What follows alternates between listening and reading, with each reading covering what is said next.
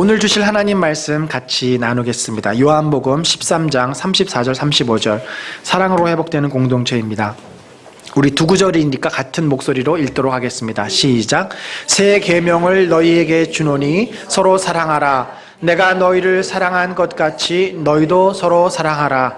너희가 서로 사랑하면 이로써 모든 사람이 너희가 내 제자인 줄 알리라. 아멘. 오늘은 저희가 5살이 되는 그런 생일날입니다. 사실 저희가 처음에 이제 남서울은혜교회에서 2008년도에 우리 아이들까지 포함해서 15분의 성도님들이 모여서 이제 처음 개청 예배를 드렸습니다.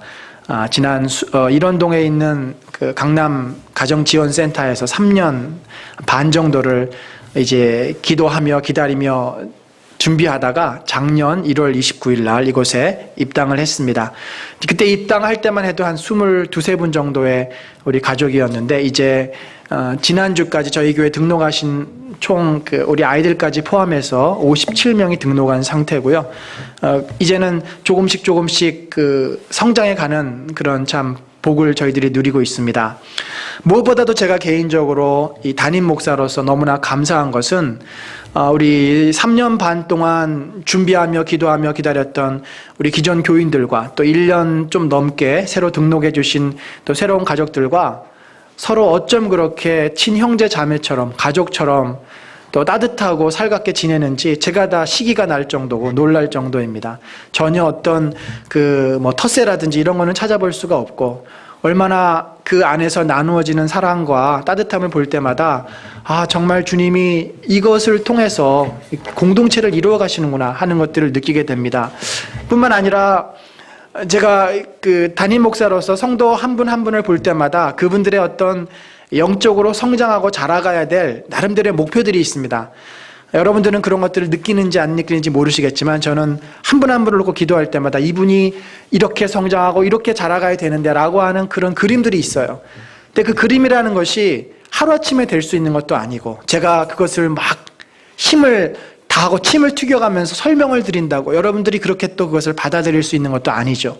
다 주님의 때 우리 한 사람 한 사람이 마음이 열리고 주님 앞에 나와서 나를 드림으로써 변화되어 가는 것인데 지난 사실 5년 동안 우리 기존의 성도님들도 그렇고 1년 좀 넘게 새로 오신 분들도 그렇고 얼마나 날마다 이렇게 변화되는지 제가 그 모습을 보는 즐거움이 사실은 저의 가장 큰 기쁨이고 축복입니다. 그래서 교회를 주께서 이렇게 세우시고 교회를 통해서 주의 몸된 자녀들을 하나님이 친히 변화시키시고 또 세워가시는구나 하는 축복을 누립니다. 여러분들도 분명히 그러한 그 은혜와 축복들을 스스로가 경험하면서 주께서 나를 통해서 이렇게 큰 은혜를 이루시는구나 하는 고백들을 할 줄로 믿습니다. 그렇지만 한편으로 또 우리가 생각해 볼 수 있는 것은 우리가 이렇게 이제 교회를 세워가고 있는데 도대체 우리 교회는 어떤 모습으로 앞으로 성장하고 자라가야 하겠는가 하는 좀 궁극적인 질문을 던져봅니다. 교회란 무엇인가? 교회란 어떤 모습으로 자라가야 하는가? 사실 요즘 현대교회가 어떤 모습으로 비춰집니까? 점점 교회는 하나의 이 공동체라고 하는 의식들이 약해지고 있습니다. 저는 교회는 하나의 부르심을 받은 예배 공동체라고 믿습니다. 그런데 이 공동체의 기능은 자꾸 약해져서 개인의 익명성이 두드러지고 또 그냥 예배만 드리고 가는 사람들로 자꾸 교회가 변해갑니다. 사실 예배의 기능이 강조되다 보면은 어떤 의미에서 지역의 수많은 교회들이 필요 없습니다. 그냥 대형 교회 하나만 있고 일주일에 한 번 모여서 예배만 딱 드리고 흩어지면 그것이 다 어떻게 보면 더 간편하고 좋을지도 모릅니다. 그러나 성경에서 교회는 분명 공동체라고 말씀하고 있습니다. 구약의 최초의 교회 바로 에덴 동산에서 만들어진 교회죠. 하나님께서 아담과 하와를 창조하셨죠. 아담을 지으시고 부족하고 불완전하셔서 하와를 창조하셨습니다. 그래서 아담과 하와가 하나님과 함께 최초의 교회자, 최초의 가정을 시작합니다. 그래서 어떤 의미에서 교회는 가정이요, 가정은 교회입니다. 가정과 교회가 같은 원리로 세워져 가야 돼요. 그런데 어떻게 됐습니까? 아담과 하와가 타락함으로 말미암아, 하나님을 대적하고 불순종하고 교만해짐으로 말미암아 그 공동체가 깨졌습니다. 아담과 하와는 하나님의 낯을 피해서 숨습니다. 하나님을 두려워합니다. 관계가 멀어집니다. 또 아담과 하와 사이에는 어떻게 됐습니까? 서로의 모습을 있는 그대로 받아주지 못하고 서로 수치스러워해요. 부끄러워서 감추기 시작합니다. 그리고 서로 책임을 전가하고 비난합니다. 뿐만 아니라 그 자녀들은 시기와 질투 가운데 살인을 하고 마는, 어찌 보면은 에덴 동산에서 경험했던 인간의 연약함이 오늘날 우리 가정 속에서도 그대로 드러나는 반복된 모습으로 나타납니다. 에덴 동산에서 파괴된 공동체, 여전히 우리 안에서 파괴된 모습으로 남아 있습니다. 그래서 예수님이 다시 오셔서 하나님의 나라가 너희에게 임했다, 주님이 나를 통해서 하나님의 나라를 회복시키실 것이다 말씀하셨을 때 예수님이 궁극적으로 기대하고 원하시는 것은 무엇이었습니까? 한 영혼 한 영혼이 주님 앞에 돌아온 것뿐만 아니라 그들이 공동체를 이루어가는 것입니다.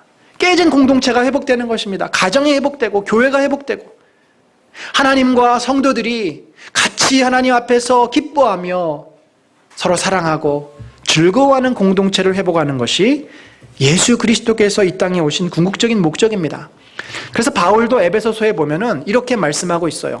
또 오셔서 먼 데 있는 너희에게 평안을 전하시고 가까운 데 있는 자들에게 평안을 전하셨으니 이는 그로 말미암아 우리 둘이 한 성령 안에서 아버지께 나아감을 얻게 하려 하심이라. 그러므로 이제부터 너희가 누구예요? 이방인이죠. 유대인과 이방인 사이에 깊은 골이 있었습니다. 그 골을 우리 주 예수 그리스도께서 다 무너뜨리셨어요. 너희는, 이방인은 외인도 아니요 나그네도 아니요 오직 성도들과 동일한 시민이요 하나님의 권속 곧 가족이라. 예수 그리스도를 통해서 바울이 본 초대교회 성도들은 어떤 성도들이었습니까? 하나님의 가족입니다. 유대인과 이방인과 온갖 잡족이 다 모였지만 그들은 더 이상 그런 것이 문제되지 않습니다. 다 하나님의 나라 백성이요 하나님의 사랑받는 가족들입니다. 주님은 우리를 공동체로 부르셨습니다. 근데 여러분, 우리가 살고 있는 현실은 어떨까요? 이 시대를 지배하는 그 지배 정신은 무엇이죠? 이 포스트 모더니즘 시대, 이 시대를 지배하고 있는 지배 정신은 개별화, 상대주의, 이런 것들입니다. 개개인이 각자가 생존하기 위해서 서로 어떻게 보면 경쟁하고 있어요. 치열한 경쟁 속에 던져져 있습니다. 직장 생활이 그렇고, 심지어 우리 아이들도 학교가 건강한 시민으로서 성장하고 어떻게 보면 홍익인간의 이념을 구현하기 위해서 배우는 것이 아니라 살아남기 위한 치열한 생존 경쟁의 장이 됐어요. 여러분, 그게 우리의 현실입니다. 그렇게 되다 보니까 심지어 가정조차 내 피곤한 심신이 회복하고 쉬는 곳이 아니라 오히려 긴장하고 더 갈등이 증폭되는 곳이 되고 말았습니다.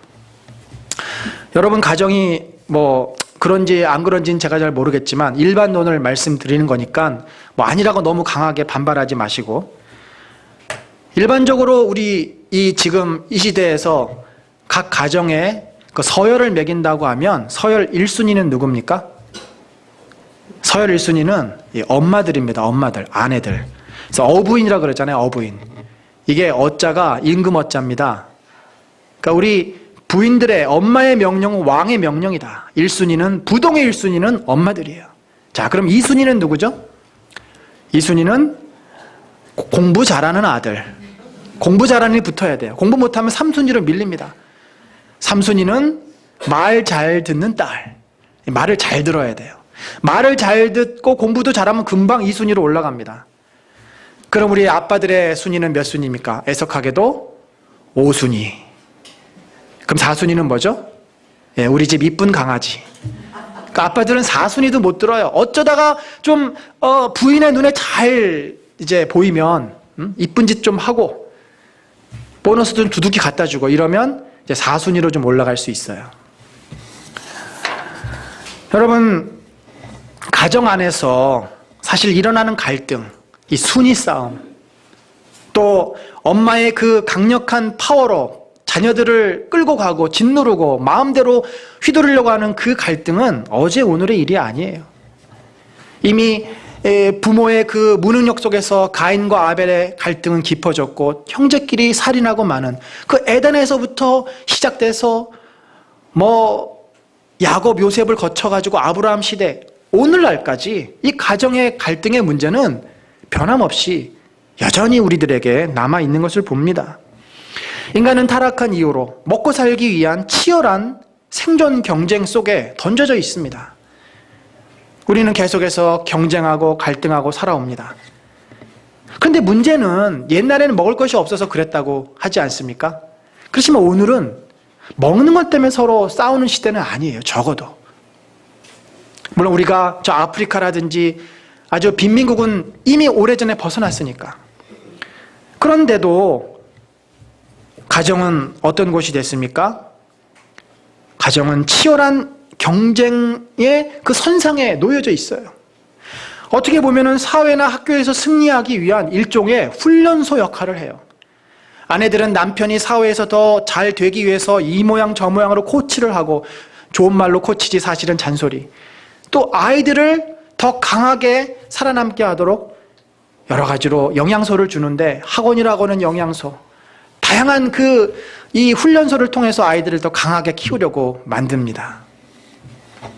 근데 문제는요, 우리가 받아야 될 스트레스는 산지사방에 정말 지뢰밭처럼 널려 있는데, 그래서 우리는 여기저기 예상치 못한 스트레스를 받고 예상치 못한 위험을 경험하면서 살고 있지 않습니까? 그런데 문제는 그 스트레스를 풀 수 있는, 그 아픔을, 힘든 것들을 해결할 수 있는 장이 없다는 게 우리들의 문제입니다. 내 지친 영혼이 쉼을 얻을 수 있는 곳이 없습니다. 내 상한 심령이 위로를 받을 수 있는 곳이 없습니다. 내 힘든 심신이 회복될 수 있는 곳이 없단 말이죠. 따뜻한 우리 엄마 품 같고 편안한 우리 아버지 등 같은 그런 쉼과 회복이 있는 곳이 없다라는 것이 우리들의 아픔입니다. 성경은 우리가 잃어버린 회복의 장소, 우리의 지친 영혼의 쉼을 얻고 상한 심령의 위로를 받으며 내 힘든 심신이 회복될 수 있는 곳이 바로 교회 공동체라고 말씀합니다. 저는 우리 은혜 나눔 교회가 이런 회복 공동체가 되기를 소망합니다. 이것이 우리 교회에게 주신 주님의 뜻이요, 주님이 우리에게 주신 비전이라고 저는 확신합니다. 이러한 꿈과 비전이 우리 모두에게 구체적으로 날마다 실현되시기를 간절히 축원합니다. 우리가 만약에 교회를 통해서 이런 회복의 은혜를 경험하면 아무리 세상이 험하고 치열하고 때로 가정에 여전히 문제가 남아있는다 할지라도 그것들을 감당해 나갈 수가 있어요. 닭이 먼저냐 달걀이 먼저냐 생각할 때 가정이 먼저냐 교회가 먼저냐, 물론 가정이 먼저 세워졌지만 가정의 문제를 스스로 해결할 수 없을 때는 교회를 통해서 하나님의 은혜를 경험하고 교회를 통해서 내가 먼저 회복되면 가정의 문제도 회복시킬 수가 있는 겁니다. 주님의 사랑과 은혜는 흘러 넘쳐가게 되어 있어요. 사랑과 복은 절대로 이기적이지 않습니다. 사랑과 복은 흘러 넘치는 거예요. 내가 좋으면 남도 좋게 되고 내가 변화되면 내 옆에 있는 사람도 변화됩니다. 이것이 주님의 축복의 원리입니다. 그렇다고 한다면 우리에게 문제가 남아 있습니다. 어떻게 이 공동체가 회복 공동체로 성장해 갈 것인가? 어떻게 이 공동체가 회복하는 공동체로 자라갈 것인가? 이것이 우리들의 숙제요, 문제입니다. 여기에는 두 가지 단계가 필요합니다. 먼저는 우리 자신이 예수 그리스도의 사랑으로 채워지는 단계입니다. 내가 먼저 주님의 사랑으로 채워지지 않고 다른 사람을 섬길 수 없습니다. 내가 주님의 사랑을 알고 주님의 사랑으로 채워져 가면 그 다음엔 서로가 그 주님의 사랑으로 세워줄 수 있게 됩니다. 오늘은 이 두 가지 단계 중에 첫 번째 단계를 여러분과 함께 나누기를 원합니다. 여러분, 공동체라는 것이 말은 쉽지만 실제적으로 만들어가기는 너무나도 어렵습니다. 우리가 행복하자고 잘 살자고 결혼하지만 결혼하다 보면 어떻게 됩니까? 서로 싸우고 갈등하고 갈라지고, 아이들이 이쁘고 사랑스러워서 자녀를 낳았지만 자녀를 낳아놓으면 왼수땡이가 되는 게 우리의 현실 아닙니까? 참 공동체가 된다는 것은 어려운 문제예요. 쉽지 않습니다. 왜 어렵죠? 왜 공동체가 되는 것이 어렵습니까? 그것은 공동체가 되려면요, 각자가 내가 죽어야 돼요. 나라고 하는 놈이 좀 겸손해져야 합니다. 그런데 우리는 여전히 내가 살아 있습니다. 내가 죽으려면 내 안에 나를 만족시키는 사랑이 충분해야 돼요. 나를 위한 그 눈빛을 내가 충분히 받으면 내가 겸손해집니다. 그렇게 빳빳하게 고개를 들지 않아도 돼요. 그런데 사랑을 충분히 받지 못한 내 안에는 여전히 강하게 내가 살아있습니다. 나를 알아달라고 속에서 아우성칩니다. 난 아직 격려와 인정과 사랑에 목마르다고 외칩니다. 뭐든지 내 뜻대로 되어야 하고 내가 하는 일이 인정받아야만 내 마음이 편안해져요. 사실 그렇습니다. 우리 안에는 남들을 도울 수 있거나 이 공동체를 만들어갈 수 있는 긍정적인 힘이 별로 없습니다. 여러분, 그렇다고 한다면 우리가 그 힘을, 그 사랑을 누구에게로부터 받아야 하겠습니까? 바로 우리 주 예수 그리스도, 우리를 사랑하시는 우리 하나님 아버지에게서 그 사랑을 경험하고 그 사랑을 받으면 내 안에 차고 차서 넘쳐 흐르게 될 것입니다. 주님도 제자들을 부르시고 그들을 파송하기 전에 먼저 무엇부터 하셨습니까? 오합지졸인 제자들, 아무것도 모르고 천방지축인 제자들을 부르셔서 3년간 그들을 사랑으로 먹이시고 입히시고 양육시키셨습니다. 요한복음에 보면은 예수님께서 최후의 만찬을 하시는 날, 제자들이 모여들어가지고 식사를 하는데 아무도 서로의 발을 씻겨주지 않습니다. 유대인들은 식사를 하기 위해서 모이면 먼저 손과 발을 씻는 것이 기본적인 예절입니다. 그러자 예수님이 직접 수건을 허리에 두르시고 제자들의 발을 씻겨주십니다. 그러면서 이렇게 말씀하시죠. 내가 주와 또는 선생이 되어 너희 발을 씻었으니 너희도 서로 발을 씻어주는 것이 옳으니라. 주님이 먼저 사랑의 본을 보여주셨습니다. 주님이 먼저 그들을 섬겨주셨습니다. 사랑이 무엇인지, 섬김이 무엇인지 먼저 느끼게 하셨습니다. 또한 주님은 승천하시기 전에 이렇게 또 그들을 위로하십니다. 내가 이제 십자가에서 죽고 부활해서 하나님 곁으로 갈 것인데 내가 너희를 고아와 같이 버려두지 않겠다. 다시 너에게 올 것이다. 주님은 요한복음 14장 18절의 약속대로 성령님으로 인해서 오셨지 않습니까? 보혜사 성령으로 오셔서 그들을 위로하시고 그들을 인도해 주십니다. 또한 주님은 서로 사랑하라고 하는 명령을 주시기 전에 먼저 내가 너희를 사랑한 것 같이 너희도 사랑하라고 말씀하셨어요. 예수님은 제자들을 어떻게 사랑하셨습니까? 로마서 우리 한번 읽어보겠습니다. 시작. 우리가 아직 죄인 되었을 때 그리스도께서 우리를 위하여 죽으심으로 하나님께서 우리에 대한 자기의 사랑을 확증하셨느니라. 예, 우리를 사랑하시되 자신을 십자가에 죽기까지 우리를 사랑하신 것입니다. 저와 여러분이 지불해야 될 그 죄값을 대신 지불하는 죽음으로써 그만큼 우리를 사랑하셨습니다. 주님은 뿐만 아니라 실제적으로 제자들의 깨어진 인격과 상한 심령을 고쳐주셨습니다. 제자들은 먹고 사는 문제, 이 먹는 문제 때문에 얼마나 늘 마음에 근심 염려가 많았습니까? 그런데 그들을 예수님은 3년 동안 데리고 다니시면서 굶기지 않으셨습니다. 그리고 그들에게 말씀하셨습니다.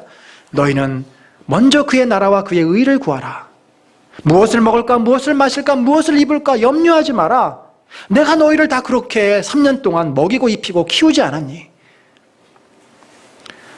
그들은 예수님과 같이 지내면서 먹고 사는 문제가 내 힘에 달린 것이 아니구나 깨닫습니다. 근심 염려를 내려놓을 수 있게 되었습니다. 또한 제자들이 배를 타고 노를 저을 때 험한 파도가 배를 덮치려 하자 예수님이 그 파도를 잔잔케 하셨습니다. 그들의 마음속에 몰려오는 두려움의 문제를 해결해 주셨습니다. 인생이 살다 보면은 얼마나 많은 어려움 앞에서 두려워 떱니까? 불안해합니까? 그러나 주님은 자연을 잠잠케 하시는 분이고 악한 영을 다스리는 분입니다. 우리가 그 주님 안에서 두려움의 문제를 해결할 수 있습니다. 제자들은 또한 예수님께서 잡히시는 그날 모두 다 도망쳤습니다. 심지어 예수님을 배반했습니다. 그러나 예수님은 다시 부활하셔서 그들을 어떻게 하셨죠? 그들을 야단치셨습니까? 아닙니다. 그들을 다 용서해 주십니다. 그냥 있는 모습 그대로 받아주십니다. 그리고 이러한 경험은 제자들로 하여금 자신들의 치부와 연약함에도 불구하고 주님이 자기들을 사랑해주는, 전적으로 수용받고 전적으로 주님의 품에 안기는 그러한 놀라운 경험을 그들이 합니다. 그들은 늘 부족했습니다. 늘 모자랐습니다. 그럴 때 오병이어의 기적을 통해서 풍성한 하나님을 경험하게 합니다. 12광주리에 남는 그 기적을 통해서 하나님은 그들의 인생을 풍성하게 해주시는, 그래서 바울은 내가 아무것도 가지지 않았지만 내가 모든 것을 가진 자다. 내가 참 가난하지만 내가 진정으로 부유한 자다라고 고백하게 됩니다. 무엇보다도 제자들은 출신 성분들이 다 좋지 않았습니다. 자존감이 낮은 자들이었습니다. 삭개오도 그랬고 세리 마태 역시 사람들의 손가락질과 놀림을 받았습니다. 어부였던 베드로 역시 평범한 그냥 사람이었습니다. 그러나 그들이 그렇게 사람들로부터 손가락질을 당하고 무시당할 때 주님은 그들을 존중해 주셨습니다. 그들에게 질문하셨고 그들의 이야기를 잘 들어주셨습니다. 이러한 주님의 존중과 수용을 통해서 그들은 무너진 자존감이 회복되는 경험을 합니다. 유대인들에게 힘든 것은 날마다 율법을 지키며 순종해야 된다고 하는 강박증입니다. 안식일 날 아무것도 해서는 안 됩니다. 그러나 예수님께서 제자들을 데리시고 안식일 날 죽어가는 자를 살리십니다. 안식일의 주인은 바로 인자다. 진정으로 율법이 사람을 살리는 것이 아니라 하나님의 사랑이 사람을 살린다는 것을 통해서 이들의 어깨에 무거운 그 죄책감, 강박증을 벗어 던지게 하셨습니다. 참으로 예수 안에서 진리의 자유를 맛보게 하셨습니다.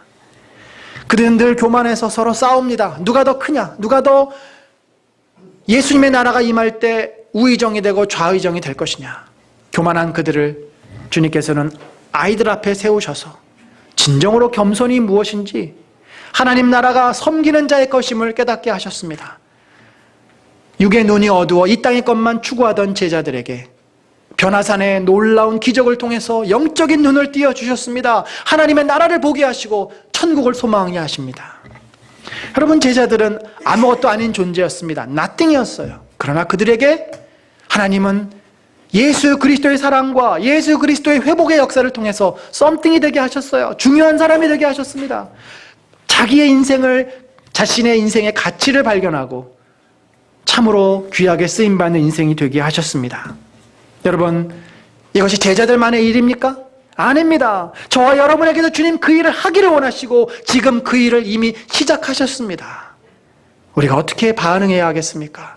우리의 마음을 열고 내 안에 역사하시는 주님을 우리가 찾고 주의 사랑을 우리가 받아들이면 우리도 동일한 변화와 성장의 축복을 경험합니다.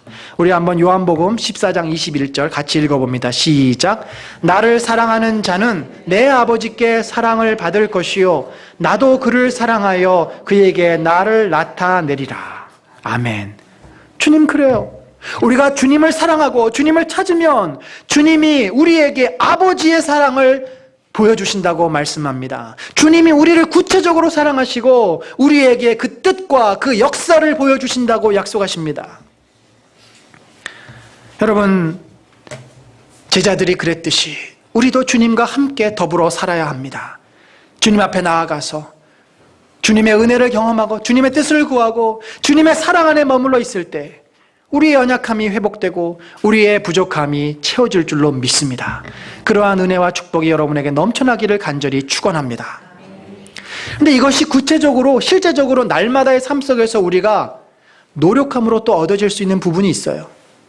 초대교회, 사도 베드로와 또 야고보와 요한을 통해서 섬김을 받았던 초대교회, 그 성도들이 어떻게 했습니까? 우리 한번 사도행전 2장 42절로 한번 읽어보겠습니다. 시작. 그들이 사도의 가르침을 받아 서로 교제하고 떡을 떼며 오로지 기도하기를 힘쓰니라. 날마다 마음을 같이하여 성전에 모이기를 힘쓰고 집에서 떡을 떼며 기쁨과 순전한 마음으로 음식을 먹고 하나님을 찬미하며. 초대교회 성도들이 제일 먼저 한 것은 예배드리는 일이었습니다. 하나님을 찬미했습니다. 성전에 모이기를 기뻐했습니다. 집에 모일 때마다 찬미했습니다. 우리를 지으시고 우리를 인도하시고 구원하신 하나님을 그들이 찬양합니다. 하나님께 예배드리는 거죠. 저는 우리의 가정에 예배가 살아나기를 소원합니다. 교회의 예배가 살아나고 가정의 예배가 살아날 때 우리가 하나님의 사랑을 또한 깨닫게 됩니다.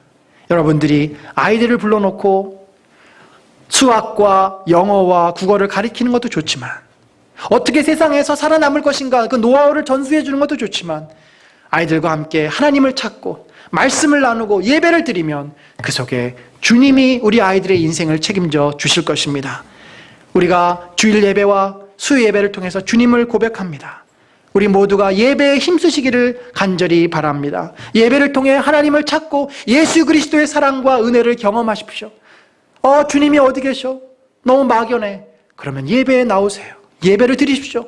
예배 가운데 주님을 찾고 주님을 부르면 주께서 응답하여 주실 줄로 믿습니다. 주님의 사랑을 날마다 경험할 때 우리의 삐뚤어진 심령이 변화됩니다. 우리의 강팍하고 메마른 심령이 회복되고 넉넉해지고 축축해지고 여유가 있게 됩니다. 그런 은혜가 날마다 넘치기를 바랍니다. 또한 주님은 우리를 말씀으로 키우시고 먹이시고 또 양육시켜 주셨습니다. 여기다 보면은 그들이 사도의 가르침을 받는다고 말씀하고 있어요. 참 감사한 것은 수요일날 저희들이 우리 자매들과 함께 요한복음을 지금 성경 공부하고 있습니다. 주일날은 우리 남자 성도들이 요한복음을 공부하고 있는데, 제가 개인적으로 말씀을 준비하고 가서 같이 성경 공부를 하는데 얼마나 제가 깨닫지 못했던 말씀을 또한 풍성하게 깨닫게 해주시는지. 사실 그 모임 가운데는 교회에 출석하지 않는 분도 계세요. 그럼에도 불구하고 그 말씀이 그들의 마음을 움직이고 생각을 바꾸고 감동을 주고 서서히 그 믿음의 싹이 자라가는 것을 볼 때 얼마나 감사한지 모릅니다. 말씀은 우리를 변화시키시는 주님의 놀라운 사랑의 고백입니다. 사랑하는 성도 여러분, 우리가 예배를 모일 뿐만 아니라 여러분의 삶 속에 말씀이 떠나지 않기를 원합니다. 여러분이 짬만 있으면 게임하시고 인터넷 서칭하는 것도 좋지만, 틈만 있으면 여러분의 스마트폰과 여러분의 노트북 또는 컴퓨터에서 하나님 말씀 한 구절 읽고 하나님의 그 진리의 깊은 은혜의 바다에 빠지는 그런 축복이 넘치기를 바랍니다. 교회에서 하는 성경 공부를 소중하게 여기시고 그 말씀을 나눔으로써 내 가치관이 변화되고 내 지혜가 생기고 그런 은혜가 있기를 원합니다. 저는 또 하나 여러분에게 부탁드리고 싶은 것은, 이 시대의 사람들이 얼마나 지식이 많습니까? 얼마나 똑똑합니까? 그래서 요즘 똑똑한 바보들이라는 표현을 써요. 똑똑한 바보들. 엄마 아빠가 다 좋은 학벌에 좋은 능력을 가진 분들인데 자식을 망치는 부모들이 얼마나 많은지 몰라요. 자신들이 알고 있는 그 지식과 능력을 다 동원해서 아이들을 훌륭하게 키우려고 했다가 망치는 경우가 너무나 많습니다. 똑똑한 바보들. 여러분, 우리에게 필요한 것은 지식이 아니라 지혜입니다. 지혜.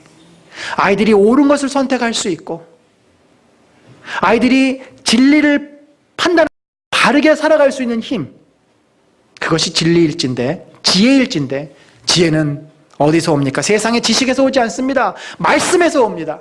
우리가 말씀을 깨닫고 말씀을 붙잡으면 지혜로운 자가 되고, 지혜로운 자는 반드시 주님이 복 주시고 행복한 인생을 살게 됩니다. 그러한 은혜가 또한 여러분에게 넘치기를 바랍니다. 마지막으로 본문에 보니까 오로지 기도하기를 힘쓰니라. 기도하기를 힘쓰니라. 여러분, 기도는 곧 하나님과 대화하는 시간이에요. 하나님 아버지의 그 사랑을 내 온몸으로 느낄 수 있는 너무나도 복된 시간입니다. 기도가 여러분의 가정에, 여러분의 개인의 삶에 살아있기를 원합니다. 우리가 또 새벽 기도회를 드립니다. 금요 기도회를 드립니다. 혼자서 기도가 안 되시면 그 시간을 떼어서 참석하세요. 여러분의 날마다의 골방을 만드시고 주님 앞에 나가서 기도하시고 주님을 경험하고 주님을 만나고 여러분의 답답한 문제, 내 아픈 것, 내가 해결할 수 없는 것 그대로 다 주님 앞에 고하세요. 주님은 여러분의 기도를 들으십니다. 말씀을 통해서 우리를 깨닫게 하십니다. 예배를 통해서 우리가 하나님의 사람이라는 것을 알게 하시고 경험하게 하시고 누리게 하실 것입니다.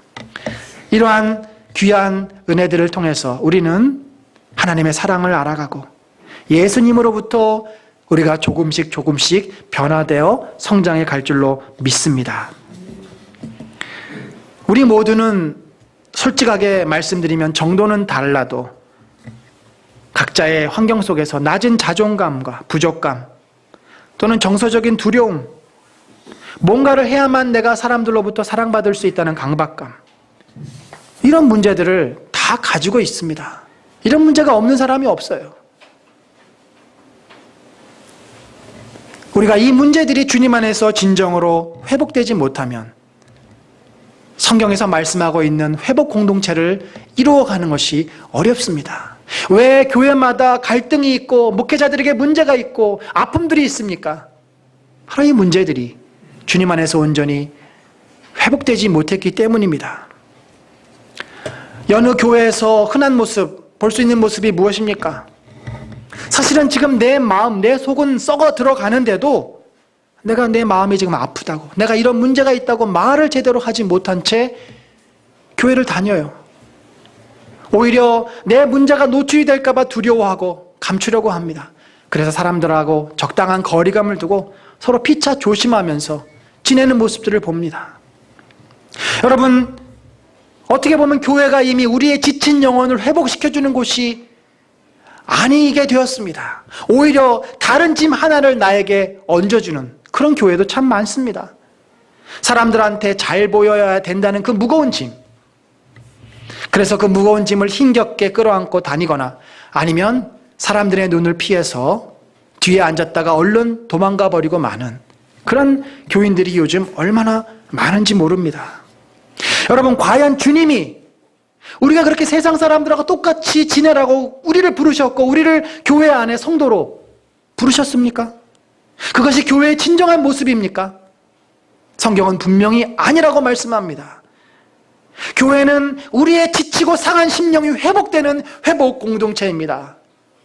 예수 그리스도 안에서 12년 동안 혈루병을 앓았던 여인이 회복되었고, 귀신 들렸던 자가 노임을 당했고, 삭개오가 돈이 전부인 줄 알고 살았지만 그가 진정으로 주님으로 인해서 새로운 인생을 살게 된 거죠. 교회는 서로 사랑하고 예수 그리스도의 은혜로 회복시키는 회복 공동체가 되어야 합니다. 이제 말씀을 정리합니다. 우리 은혜 나는 공동체는 이제 올해로 5살이 되었습니다. 아직 너무 연약합니다. 이제 겨우 2발로 걷는 그런 수준입니다. 하나님의 큰 은혜와 사랑이 더 필요한 공동체입니다. 그런데 제가 지난 5년 동안 경험한 것은 우리가 주님의 사랑을 구하고 주님의 사랑을 경험하면 그 안에 놀라운 변화가 있다는 것을 확신합니다. 사랑하는 귀한 성도 여러분, 모든 문제의 시작과 끝은 우리 하나님의 사랑입니다. 예수 그리스도의 은혜입니다. 나의 가정의 문제, 내 개인의 문제, 심지어 내가 사회생활하면서 직장생활하는 문제까지도 우리 주님의 사랑을 내가 경험하면 세상에 두려울 것이 없고 세상의 모든 어려움과 위기를 넉넉히 이겨나갈 수 있는 그런 강한 사람, 단단한 사람, 견고한 사람, 자신감이 넘치는 사람으로 변화되어질 줄로 믿습니다. 주님은 우리에게 그 사랑을 주시길 원합니다.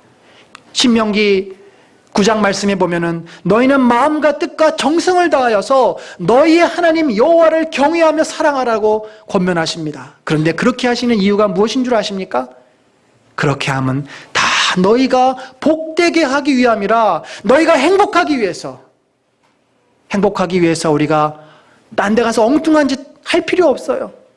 행복의 근원이시요 사랑의 근원이신 하나님을 경험하면 됩니다. 하나님을 찾고 예수님과 늘 함께하면 내 마음이 변화됩니다. 내 삶에 힘이 생깁니다. 내 인생을 뚫고 나갈 수 있는 은혜가 우리에게 주어질 줄로 믿습니다.